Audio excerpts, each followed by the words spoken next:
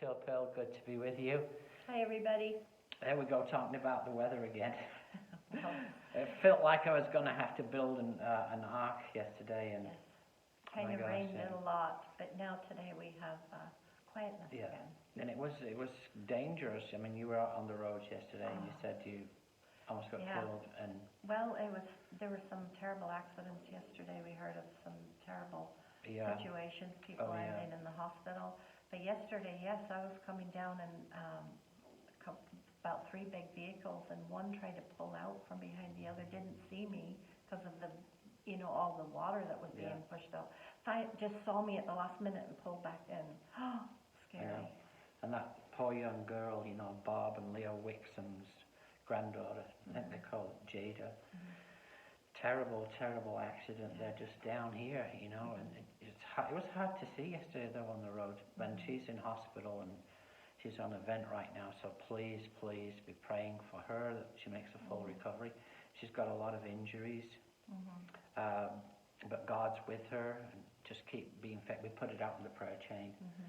So just keep being faithful and praying that young lady through. And also for Bob and Leo, they're out in New York. Her mother passed away. I know. Right. Not mother, I'm sorry. Her sister passed away, and so they're out there too for that. And then this happened, so that whole Pray for the family. whole family. Yeah. Jada's parents really need our prayers, and the whole family circle. So anyway, we're going to talk a little bit today about fellowshipping with God. There's a wonderful verse here in Revelations, well known to us all, Revelations chapter 4. Is it chapter 4? No, chapter 3. Chapter 3. Oh yes, chapter 3, verse 20. And it says, "Here I am. I stand at the door and knock. If anyone hears my voice and opens the door, I will come in and eat with him and he with me." And so before we start talking about this amazing idea of fellowshipping with God, I like how it says, if anyone hears my voice. So it's like God is talking. God is speaking to people. He's trying to get their attention. And he does that in many different ways, don't you feel? Yeah, and he gives us the option of opening the door, so to speak. It's like we have our own... I'm not going to kick it down, right, almost like God says. I'm not going to make you follow me. I'm not going to make you go to church or be a Christian. We have our choice, yeah. So if anyone will open the door, I will come in. So first of all, the first step in fellowshipping with God is obviously inviting him into our lives. Yeah. Isn't it amazing, though, the God of the universe is waiting for us to respond? Yeah, you would think God would say, no, I'm not going to wait around for you. This is what you're going to do. This is what you need.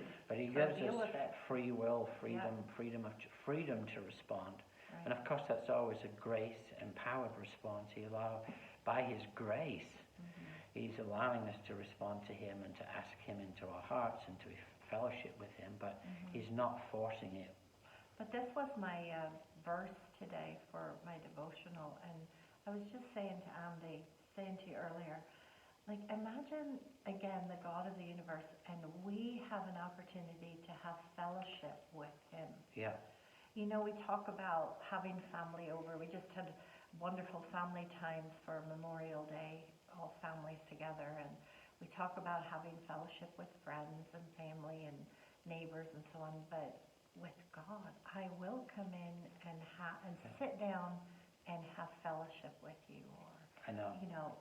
Like share with you. Yeah. That's an incredible thought, isn't it? It is. It's and amazing. we can miss it. Yeah. And we many people do. Many people do. They just harden their hearts, and decide not to believe or not to allow God into their hearts, and we're stubborn, That's why I guess so many times the Bible talks about don't harden your heart when God's talking to you, because God wants to fellowship with you, but you do have to invite him in. And so today, if you're watching and you've never really invited God to have personal fellowship with you, why don't you do it today? And don't think that God isn't interested in things. Like, I've often heard, well, I wouldn't pray about that because, that's not something God would take interest in. I remember even in Bible college when we didn't have a lot of money at all, and people would come onto onto the campus, and you were there taking care of the campus in the summer, and sometimes I had to put meals on for people. Yeah. And I remember this one particular family, and you and I had no, like we had one little tiny chicken, that was Yeah. it, like a little tiny thing. It was more like a pigeon than a chicken. Yeah. And That didn't qualify as a chicken, did it? They had like, big strapping teenagers and everything. And I remember putting that chicken into the oven and praying and saying, now Lord, do you see this chicken? It's very small. And if you wouldn't mind, if you could just do what you did that day for the thousands of people, could you just spread this chicken around so that everybody will have enough food?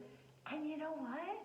They did, and they had seconds. Yeah, and then they were turning it down. Yeah, and they had too much. Eventually. Thank you. No.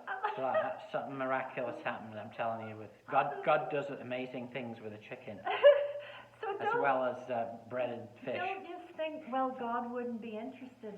Is Yeah. my point. It's like when something is beyond us, like too much for us, hand it over to God. Be in fellowship with God and say, Lord, do you see this? Or this is too much for me, or I was wondering about this, I don't know what to do. Lord, can you give me strength and can you guide me?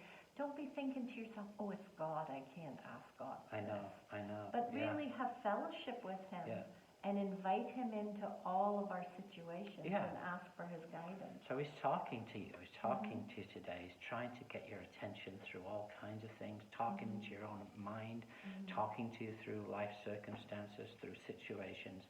He's trying to get your attention. He's talking to you through His Word. And you should read this book.